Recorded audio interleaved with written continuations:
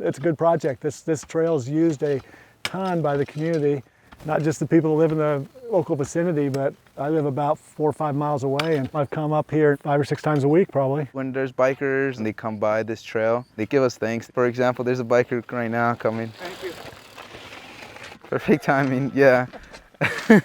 They say thank you and they appreciate our hard work that we put into this trail because it's really hard work.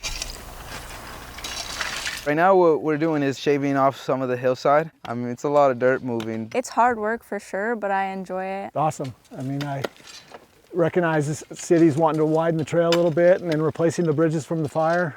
We got wooden bridges put up. We're gonna go and take down those wooden bridges and put in concrete bridges. Once we get the bridges in here, they won't burn down anymore and more people can use the trail more regularly. In the long run, I think it's really going to pay off. You know, I think the CCC is a great program, but using the Cs on this is great benefit for the community. I think good for these guys too. They get a good transition from here into the workforce and helping build roads and bridges on a bigger scale.